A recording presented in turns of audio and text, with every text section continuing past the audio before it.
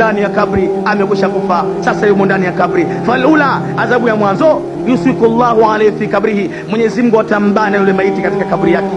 Wayasiri, atamkamua, hatta tukhtulifu dhalaihi, mpaka mbavu zake zitatofautiana, yani zinaachana, mbavu ya kulia inakuja kushoto na ya kushoto inarudi kulia. Kana adhabu ya pili, ya wakada alayhi nar, watawashwa ndani ya kabri yake moto. Nkalaba laili jumla laila wan nahar, na maiti yule talazimishwa kugalagala katika moto ule usiku na mchana mpaka siku ya kiyama. Na katika riwaya nyingine Allah atanadi kuwaambia malaika katika moto wa jahannam, enyi malaika, leo mja wangu fulani bin fulani ndio siku yake ya mwanzo anaanza katika maisha ya akhera, nendeni katika kaburi yake mkaiwashe moto kaburi hiyo mpaka igeuke iwe tanuri katika matanuri mkali ya moto mkali wa jahannam.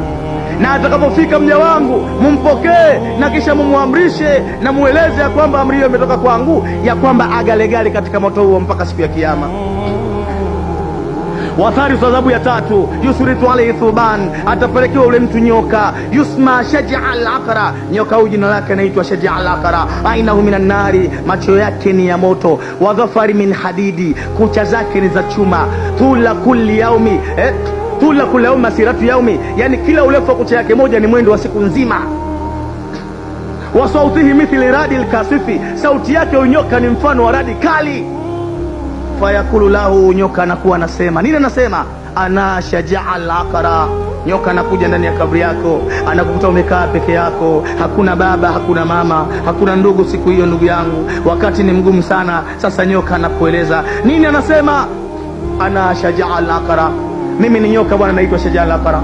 Amarani Allahu an yadhribuka la tadhihi min salati subuhi, Mola wangu ameniamrisha ni kuadhibu kwa ajili ya kuipuuzia na kuiacha salati alfajiri, na hivyo nitakuadhibu kuanzia alfajiri mpaka inaingia dhuhuri, na nitakuadhibu tena hii adhuhuri mpaka inaingia alasiri, alasiri mpaka magharibi, magharibi mpaka isha.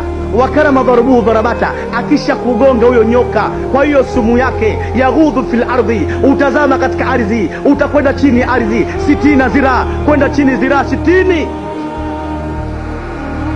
Kisha yule nyoka ataingiza makucha yake ambayo ni marefu mno, ambayo mwendo wake ni mwendo wa siku nzima, kisha anakutoa ndani ya makucha hayo, anakutoa ndani ya ardhi, anakuchomoa. Na baada ya kuchomoa, fala ya baraha illa yaum alqiyama, hata acha kugonga nyoka huyo mpaka katika siku nzito ya kiyama.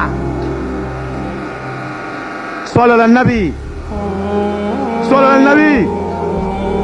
Enyi ndugu zangu Waislamu, enyi ndugu zangu Waislamu, wakati haya tunayazungumza